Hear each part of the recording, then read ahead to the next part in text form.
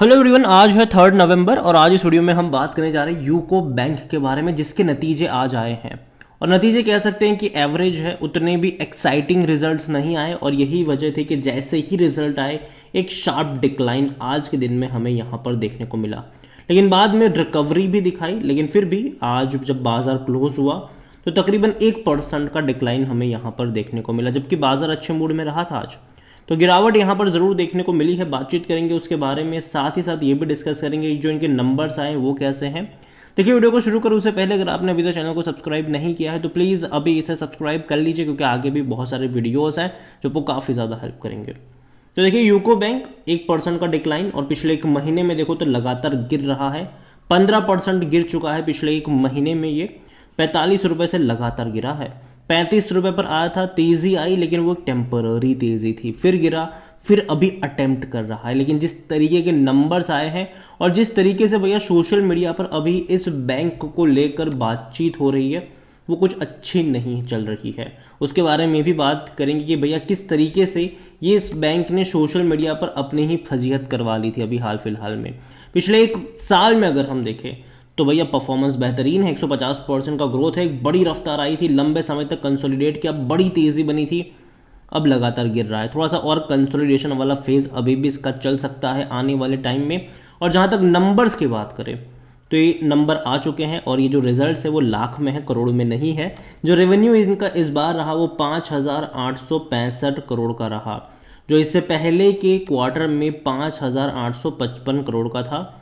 तो नाम मात्र की तेज मतलब ग्रोथ आया है, जबकि पिछले साल के 4,965 करोड़ के मुकाबले अच्छा रेवेन्यू कह सकते हो। लेकिन प्रॉब्लम आ रही है प्रॉफिट्स में।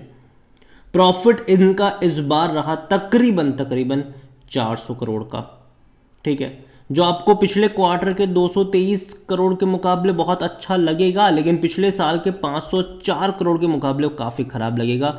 वो भी आप देखिए कि पिछले साल के इसी क्वार्टर में 504 करोड़ का प्रॉफिट था, इस बार उससे कम आया है 400 करोड़ का।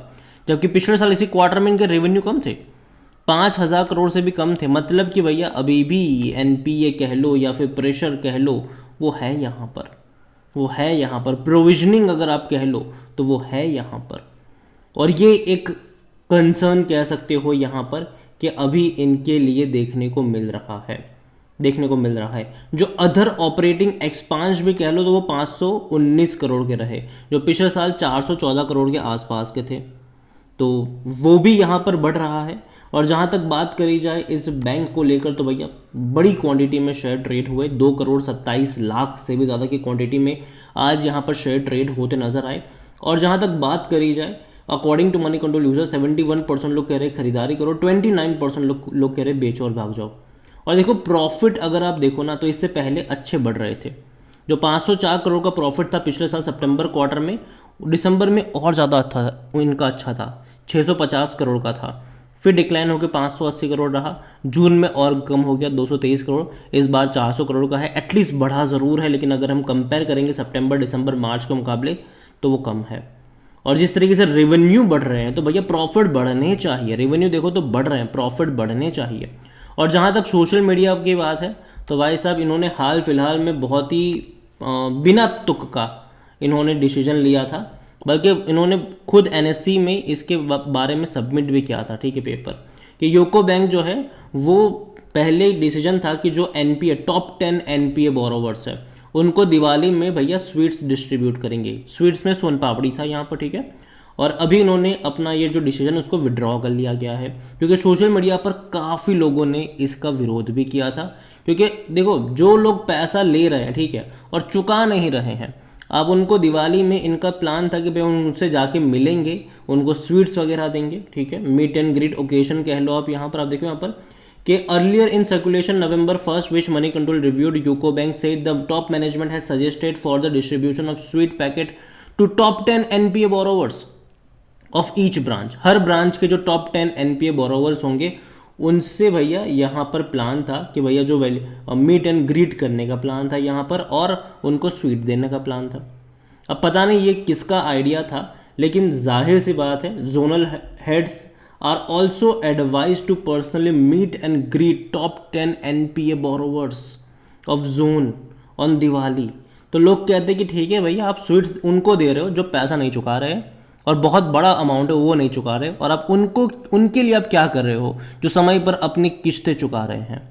तो काफ़ी ज़्यादा विरोध हुआ, तो फाइनली भाई साहब इन्होंने अभी इसको विड्रॉ कर लिया है, जो कि एक अच्छी बात है। अच्छी बात है ये कि भैया विड्रॉ कर लिया, क्योंकि अभी भी इसको लेकर बहुत ज़्यादा हंगामा होने वाला था। और जहाँ तक बात करिए यूको बैंक में वैल्यूएशन की, तो 23 का पी है, महंगा है ये। सेक्टर पी 17 का है। और देखो भाई, सरकारी कंपनियों हाई पी के ऊपर जब कोई देखता है तो भाई साहब लोग हमेशा सोचेंगे यार ये महंगा तो है। कोई भी एनालिस्ट खरीदारी की बात नहीं कर रहा है। शेयर होल्डिंग को लेकर अगर हम देखें तो प्रमोटर के पास 95.39% की होल्डिंग है। प्रमोटर कौन है? गवर्नमेंट, यहाँ पर सरकारी बैंक है ये। और आने वाले टाइम में अगर शेयर में और अच्छी तेज़ी आएगी तो गवर्नमेंट अपना कुछ और स्टेक कम करने की कोशिश करेगी, लेकिन लगातार गिर रहा है। अगर आने वाले टाइम में अगर तेज़ी आ जाती है यहाँ पर तो डेफिनेटली गवर्नमेंट अपना OFS लेकर आ जाएगी। और जहाँ तक बात करें म्यूचुअल फंड के पास 0.11% की होल्डिंग है, 1.26% डोमेस्टिक के पास है, 0.10% FIs लेकर बैठी है।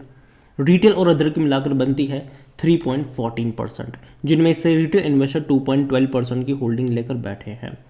देखिए ओवरऑल ना यूको बैंक, हाँ जब ये सस्ता था 20-22 का था तब मेरी खुद की रिकमेंडेशन थी कि हाँ कर सकते हो यहाँ पर, क्योंकि फंडामेंटल्स धीरे धीरे बेहतर हो रहे हैं इनके। NPA लगातार कम होते जा रहे थे, लेकिन बहुत बड़ी जब तेज़ी आ जाती, जब सरकारी कंपनियों के पी रेशियो एवरेज इंडस्ट्री से ज़्यादा हो जाते हैं तब संभलने की ज़रूरत होती है। और यहाँ पर मुझे लगता है कि थोड़ा सा कंसोलिडेशन वाला फेज़ है। और अभी पूरी सरकारी कंपनी अगर आप देखोगे, खास करके बैंकिंग सेक्टर की मैं बात करूँ, स्मॉल कैप और मिड कैप, एक खतरा अभी यहाँ पर छाया हुआ है। वो ये है कि रिटेल पोर्शन जो है वहाँ पर NPA आ सकते हैं फ्यूचर में, और ये डेफिनेटली एक अच्छा साइन नहीं है। और इसका सबसे बड़ा जो इम्पैक्ट होगा वो शायद सरकारी कंपनियों के ऊपर, वो भी स्मॉल कैप और मिड कैप कंपनियां होगी, उनके ऊपर ज़्यादा पड़ेगा। क्योंकि अगर आइडिया ऐसे लेकर आएंगे कि भैया जो पैसा नहीं चुका रहे उनको स्वीट्स हम डिस्ट्रीब्यूट करने जा रहे हैं, तो भैया NPA और ज़्यादा बढ़ जाएंगे फ्यूचर में। तो कहीं ना कहीं मैं ये ज़रूर कहूँगा कि अच्छा बैंक है, बुरा नहीं है, लेकिन करेक्शन शुरू हो रहा है। ऐसे ही करेक्शन से पहले भी बना था जब 35 रुपये से लगातार गिर कर ये 22 पे गया था।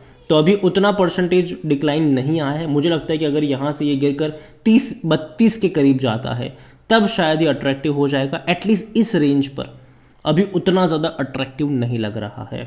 और अभी भी आने वाले टाइम में देखो, मैं मानता हूँ कि दिवाली तक बाज़ार अच्छे मूड में रहेगा, लेकिन दिवाली के बाद ना बाज़ार असली रंग दिखाना शुरू भी करेगा। तो याद रखिएगा, बीच बीच में डिक्लाइन आएंगे ज़रूर। सरकारी बैंक अच्छा परफॉर्म करेंगे फ्यूचर में, कोई शक की बात नहीं है, लेकिन बीच बीच में थोड़े बहुत आपको झटके जो है वो डेफिनेटली यहाँ पर लगते हुए नज़र आ सकते हैं। और यही वजह है कि नंबर्स मुझे एवरेज लगते हैं।